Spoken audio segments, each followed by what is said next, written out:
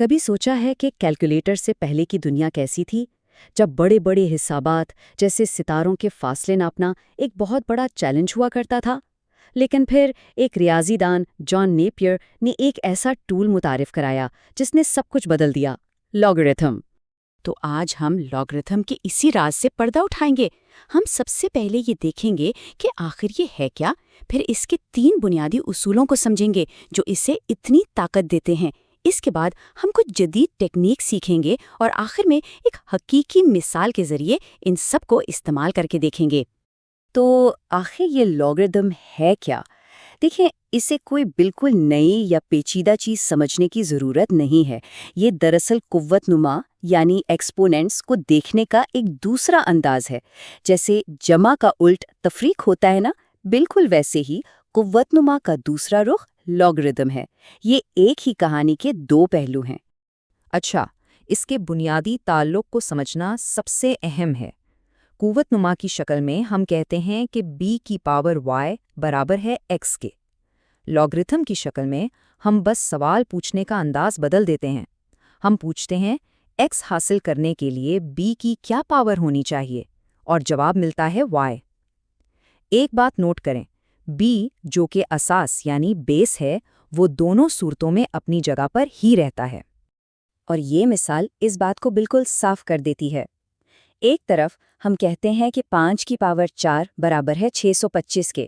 دوسری طرف لاگرتھمک شکل میں ہم پوچھ رہے ہیں 5 کی کون سی پاور ہمیں 625 دے گی، اور جواب جیسا کہ ہم دیکھ سکتے ہیں 4 ہے۔ تو یہ ایک ہی بات کہنے کے 2 بالکل مختلف لیکن جڑے ہوئے طریقے ہیں۔ چلیں، اب جب کہ ہم اس کی بنیاد سمجھ گئے ہیں تو اس کے اصل ٹولز کی طرف بڑھتے ہیں۔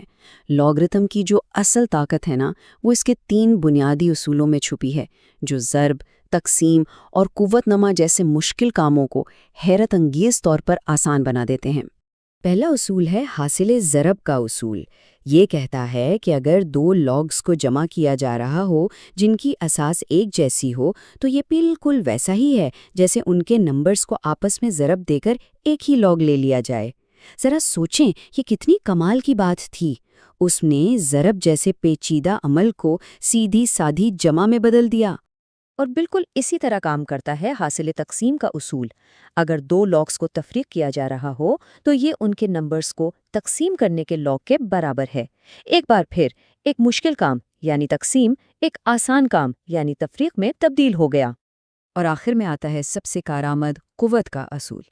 یہ ہمیں اجازت دیتا ہے کہ لاگ کے اندر اگر کسی نمبر پر کوئی پاور ہو تو ہم اس پاور کو اٹھا کر لاگ سے پہلے لا سکتے ہیں اور ضرب دے سکتے ہیں۔ یہ اصول پیچیدہ مساوات کو حل کرنے کے لیے بے حد ضروری ہے، کیونکہ یہ پاور کو ایک عام ضرب میں بدل دیتا ہے۔ لیکن ایک منٹ، یہ سارے اصول تب کام کرتے ہیں جب اساس یعنی بیس ایک جیسی ہو۔ تو سوال یہ پیدا ہوتا ہے کہ اگر اساس ہی مختلف ہو تو پھر کیا ہوگا؟ اچھا، خوش قسمتی سے ہمارے پاس اس مسئلے سے نمٹنے کے لیے بھی 2 بہت کارآمد تکنیک موجود ہیں۔ پہلا اصول تو بہت سیدھا سادہ ہے۔ اگر کبھی ایسی ضرورت پڑے کہ لاگ میں اساس اور عدد کی جگہ آپس میں بدلنی ہو تو آپ بالکل ایسا کر سکتے ہیں۔ بس کرنا یہ ہوگا کہ اس نئے لاگ کو 1 کے نیچے لکھنا ہوگا، یعنی اس کا الٹ یا ریسیپروکل لینا ہوگا۔ اور اگر آپ کو اساس کو مکمل طور پر کسی نئی اساس میں بدلنا ہو تو پھر اساس کی تبدیلی کا فارمولا کام آتا ہے۔